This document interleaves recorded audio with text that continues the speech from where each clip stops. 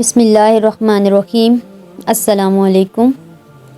ایک ایسے نبی جنہیں ایک دیوی ہیکل وہیل نے نگل لیا، آپ سے ایسی کون سی خطا سرزد ہو گئی تھی اور آپ مچھلی کے پیٹ میں 40 دن زندہ کیسے رہے؟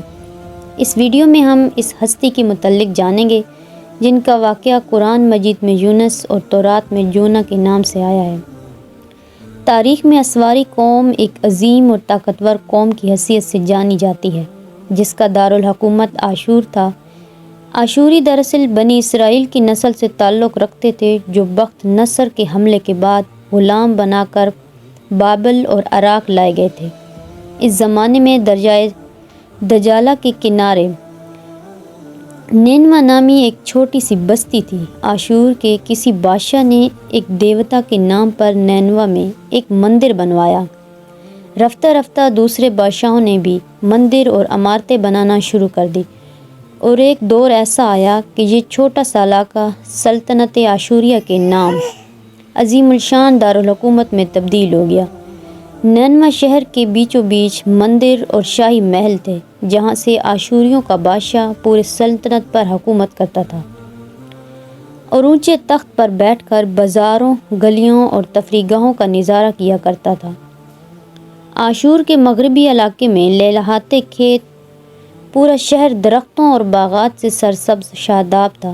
آشوریہ لوگ پتھر تراشنے کے فن میں بھی ماہر تھے، لہٰذا جگہ جگہ سنگ مرمر کی دیواروں پر انہوں نے اپنی دیوتاؤں کے نقش و نگار بنا رکھے تھے۔ مختصر یہ کہ نینوا تہذیب و تمدن کے لحاظ سے انتہائی ترقی یافتہ شہر تھا۔ آشور دیوتا ان کا سب سے بڑا دیوتا تھا۔ یہ لوگ بادشاہ کو بھی خدا کا درجہ دیا کرتے تھے۔ یہ لوگ بت پرستی اور کفر و شرک میں مبتلا تھے۔ اس وقت نینوا کی آبادی 1,00,000 سے زیادہ تھی اور یہ 700 قبل مسیح کا زمانہ تھا۔ اللہ نے اس زمانے میں اس قوم کی ہدایت کے لیے حضرت یونس علیہ السلام کو بھیجا۔ حضرت یونس کا پورا نام یونس ابن متا تھا۔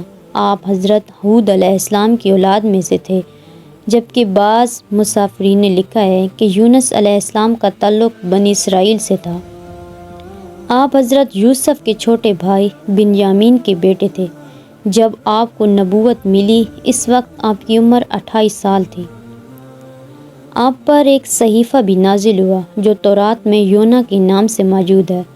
حضرت یونس سب سے پہلے آشوری بادشاہ کے پاس گئے اور اسے پیغام حق سنایا، اسے خدائی کے جھوٹے دعوے سے توبہ کرنے کا حکم دیا اور ایک اللہ کی عبادت کی طرف بلایا۔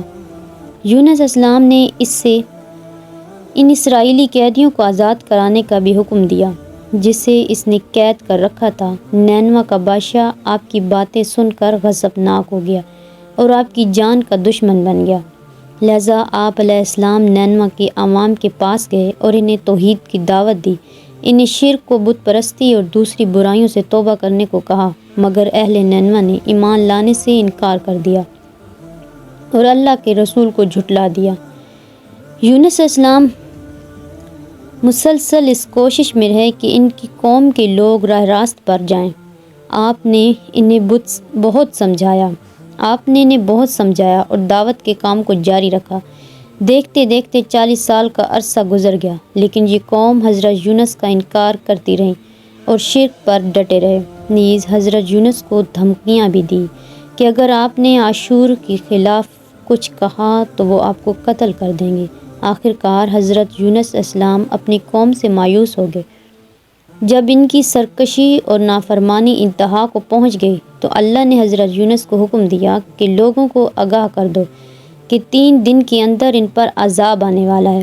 لہٰذا آپ نے اہل نینوا کے سامنے اعلان کیا کہ اگر تم نے 3 دنوں کے اندر بت پرستی اور شرک سے توبہ نہ کی تو تم پر اللہ کا قہر نازل ہوگا اور پورا شہر تباہ و برباد ہو جائے گا۔ لوگوں نے آپ کا مذاق اڑایا اور جواب میں کہا، ہم تمہارے رب کی طرف سے عذاب کے منتظر رہیں گے۔ آپ کی قوم نے آپس میں مشورہ کیا تو اس بات پر سب کا اتفاق ہوا کہ یونس کو کبھی جھوٹ بولتے نہیں دیکھا گیا، لہٰذا ان کی بات نظر انداز نہیں کرنی چاہیے۔ مشورے میں یہ بھی طے ہوا کہ دیکھا جائے گا اگر یونس علیہ السلام رات بستی کے اندر اپنے گھر میں مقیم رہتے ہیں تو سمجھ لو کہ کچھ نہیں ہوگا۔ اگر وہ یہاں سے کہیں اور چلے جاتے ہیں تو یقین کر لو کہ صبح عذاب ضرور آئے گا۔ حضرت یونس علیہ السلام رات کو اس بستی سے نکل گئے۔ صبح ہی تو عذاب الہی کا ایک سیاہ دھواں بادل کی شکل میں بستی والوں کے سروں پر منڈلانے لگا۔ جب وہ ان کے قریب ہونے لگا تو ان لوگوں کو یقین ہو گیا کہ اب وہ سب ہلاک ہونے والے ہیں۔ دراصل حضرت یونس علیہ السلام اپنی قوم سے ناراض ہو کر چلے گئے تھے، مگر انہیں وہاں سے نکلنے کا حکم نہیں دیا گیا تھا۔ وہ عذاب کی اصلاح دینے کے بعد اللہ کی اجازت کے بغیر اپنا علاقہ چھوڑ گئے تھے۔ آثار عذاب دیکھ کر جب عاشوریوں نے توبہ استغفار کی تو اللہ نے انہیں معاف کر دیا۔ اللہ تعالیٰ کسی قوم کو اس وقت تک عذاب نہیں دیتا جب تک وہ اپنی حاجت پوری نہیں کر لیتا۔ بس جب حضرت یونس علیہ السلام نے اس قوم میں مہلت کے آخری لمحے تک نصیحت کا سلسلہ جاری نہیں رکھا اور اللہ کے مقرر کردہ وقت سے پہلے وہ خود ہی ہجرت کر گئے تو اللہ کے انصاف نے اس قوم کو عذاب دینا گوارا نہ کیا اور انہیں معاف کر دیا گیا۔ جب حضرت یونس علیہ السلام فرات کے کنارے پہنچے تو ایک کشتی کو مسافروں سے بھرا ہوا پایا۔ حضرت یونس کشتی میں سوار ہو گئے اور کشتی نے لنگر اٹھایا۔ پورے دن میں کشتی سمندر میں سکون سے چلتی رہی۔ اچانک اونچی نیچی لہریں اٹھنے لگی۔ لوگوں نے اپنا ساز و سامان سمندر میں پھینک دیا کہ کشتی کا بوجھ کم ہو جائے، لیکن کشتی کا بوجھ پھر بھی کم نہ ہوا۔ جب کشتی ڈگمگانے لگی تو کشتی کے غرق ہونے کا یقین ہونے لگا۔ اہل کشتی نے اپنے عقیدے کے مطابق کہا کہ ایسا معلوم ہوتا ہے کہ اس کشتی میں کوئی غلام اپنے آقا سے بھاگا ہوا ہے۔ جب تک اس کو اس کشتی سے الگ نہ کیا جائے گا نجات مشکل ہے۔ یونس علیہ السلام نے سنا تو ان کو تنبیہ ہوا کہ اللہ کو میرا نینوا سے وحی کا انتظار کیے بغیر اس طرح چلے جانا پسند نہ آیا اور یہ میری آزمائش کے آثار ہیں۔ یہ سوچ کر انہوں نے اہل کشتی سے فرمایا کہ میں ہی وہ ہوں جو اپنے آقا سے بھاگا ہوا ہوں۔ لہٰذا 3 مرتبہ قراندازی کی گئی اور تینوں مرتبہ حضرت یونس علیہ السلام کا نام نکلا۔ جب مجبور ہو کر انہوں نے حضرت یونس علیہ السلام کو دریا میں ڈال دیا، اس وقت اللہ نے ایک بڑی مچھلی کو حکم دیا کہ انہیں نگل لو، یہ تمہاری غذا نہیں ہے، اس لیے ان کے جسم پر کوئی تکلیف نہیں ہونی چاہیے۔ مچھلی نے حضرت یونس علیہ السلام کو اپنے پیٹ میں نگل لیا۔ یونس علیہ السلام نے جب مچھلی کے پیٹ میں خود کو زندہ پایا تو بارگاہ الہی میں اپنی ندامت کا اظہار کیا کہ میں وحی الہی کا انتظار کیے بغیر اور اللہ سے اجازت لیے بغیر امت سے ناراض ہو کر نینوا سے نکل آیا۔ جب حضرت یونس علیہ السلام نے مچھلی کے پیٹ میں اللہ کو پکارا، ان پر 3 اندھیرے اکٹھے ہو گئے تھے، رات کا اندھیرا، مچھلی کے پیٹ کے اندر کا اندھیرا اور سمندر کا اندھیرا۔ آپ نے ان اندھیروں میں یہ کلمات کہے: اللہ تیرے سوا کوئی معبود نہیں، تو یکتا ہے، میں تیری پاکی بیان کرتا ہوں، بے شک میں اپنے نفس پر خود ہی ظلم کرنے والا ہوں۔ روایتوں کے مطابق اگر حضرت یونس علیہ السلام یہ تسبیح نہ کہتے تو قیامت تک مچھلی کے پیٹ میں رہتے۔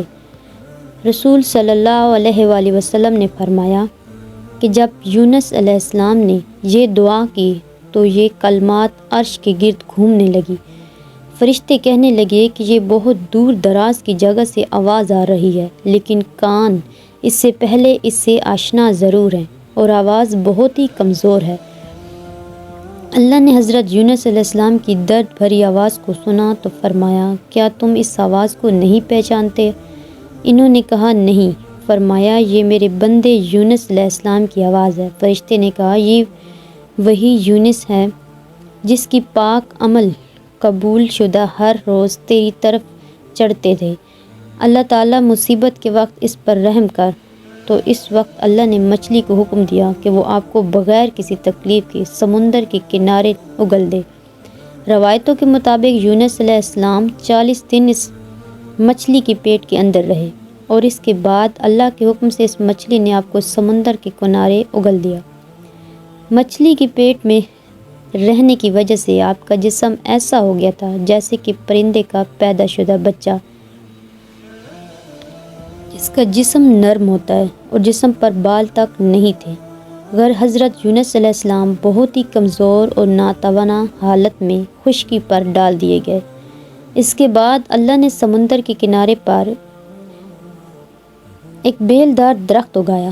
روایتوں کے مطابق وہ کدو کا پودا تھا جس کے ذریعے حضرت یونس علیہ السلام پر سایہ ہوا۔ علاقے سے اللہ تعالیٰ نے ایک جنگلی بکری بھیج دی جو زمین کے گھاس اور جڑی بوٹیاں کھاتی تھی اور صبح شام آپ کو دودھ پلاتی تھی، یہاں تک کہ آپ تندرست ہو گئے۔ حضرت یونس علیہ السلام درخت کے اس سائے میں جھونپڑی بنا کر رہنے لگے۔